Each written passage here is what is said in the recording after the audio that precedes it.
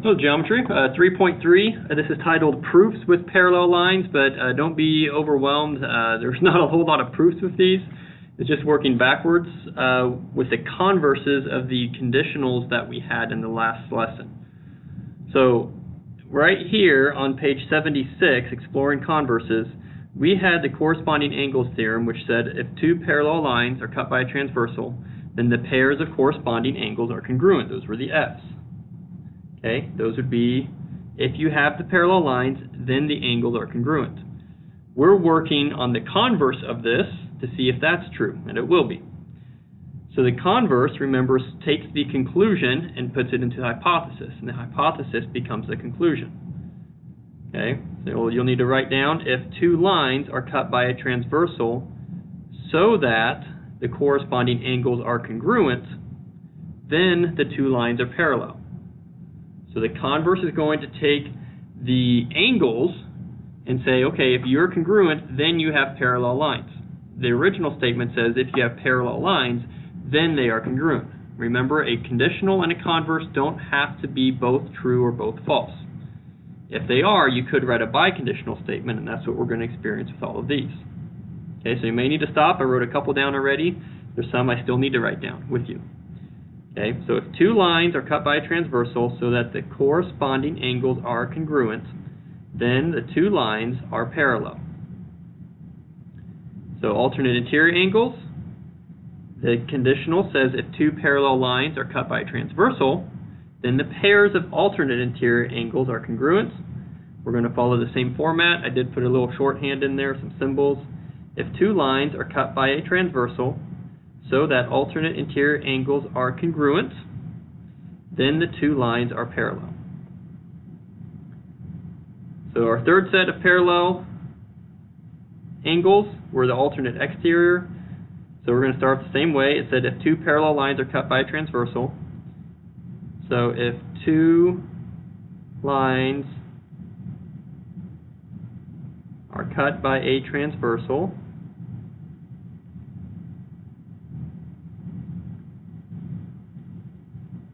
so that alternate exterior angles are congruent, then the lines are parallel. Then the lines are parallel. So if two lines are cut by a transversal so that alternate exterior angles are congruent, then the lines are parallel. And the final one, remember consecutive interior angles, those are the C's. They're not congruent to each other, but they would have to be supplementary.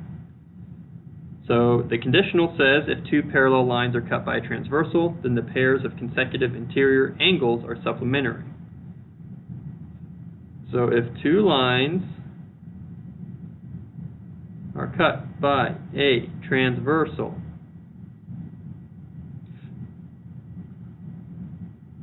so that consecutive interior angles are supplementary,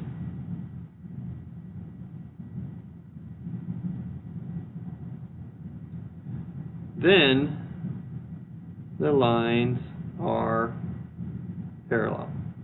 Parallel. A pair of L's. That's how I remember parallel, has a pair of L's. Two L's in there.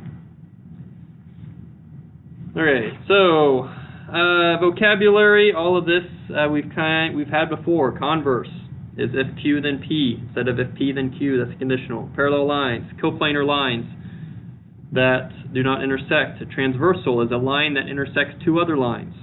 Corresponding angles, same location on two different sets of intersections.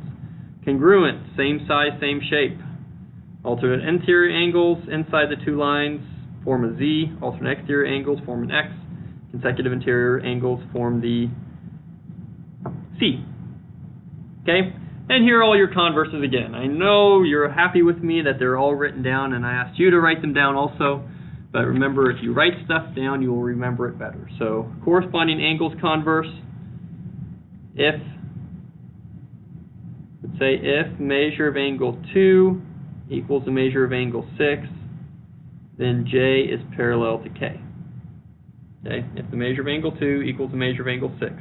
You see the arcs there? That's saying that they're equal to each other. So if those two are equal, any of the corresponding angles are equal, then the lines are equal. So we can go through all of these. Same thing, alternate interior angles. If those two are equal, then the lines are equal. So if this, then that. Same here. If alternate exterior angles are equal, then the lines are parallel. If, oh, they wrote it down there. If 3 and 5 are supplementary, then J is parallel to K. So those are all the converse statements. The converse statements start with giving you the angles, and then the conclusion is that the lines are parallel. Transitive property of parallel lines. If two lines are parallel to the same line, then they are parallel to each other. Okay? If P is parallel to Q, and Q is parallel to R, then P is parallel to R. Parallel lines deal with the rate of change a lot. I like to think of cruise control. Okay? If I'm driving and I'm following you, and you have your cruise control set at 84 miles an hour, and I have my cruise control set at 84 miles an hour, and then Jim Bob is behind me and his cruise control set at 84 miles an hour, then we're all going to be traveling the same speeds. Okay? If P is parallel to Q, Q is parallel to R, then P is parallel to R. So that's transitive property for parallel lines. Okay, so simple, quick examples here. Then I'll be done. Find the value of x that makes M parallel to N. Explain your reasoning. Okay, so these right here, if I draw them out, they're corresponding angles. Okay, so we're going to find out that the corresponding angles, they have to be congruent. Remember, the only ones that aren't congruent are consecutive interior. Then they have to add up to 180. So 8x plus 55 equals 95. Subtract the 55 over. So 8x equals 40.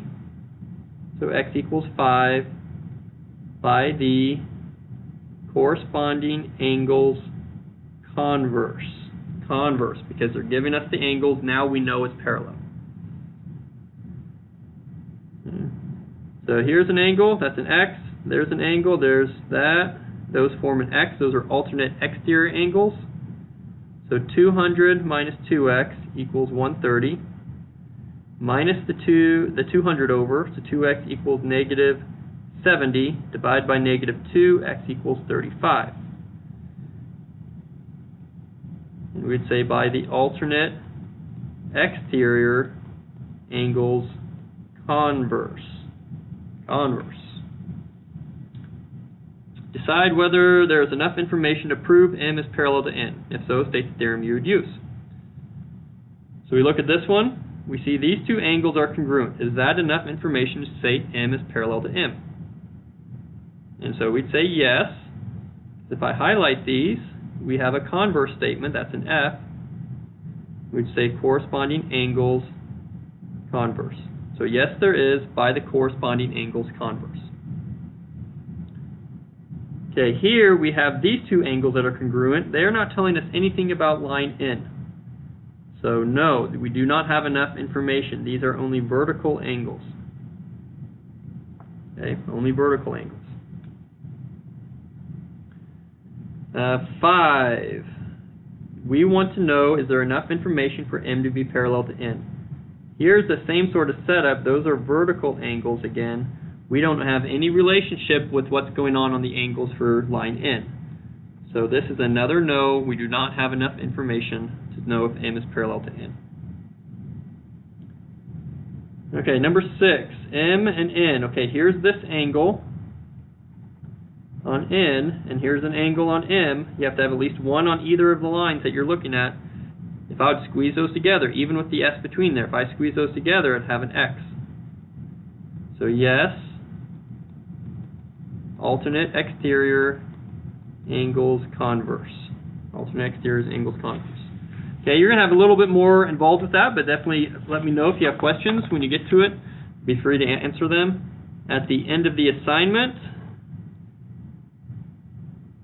you will need the distance formula. There's a little review with that. So there's your distance formula note. That's what it looks like. We had that in Chapter 1. So, good job. We will see you soon, and good work.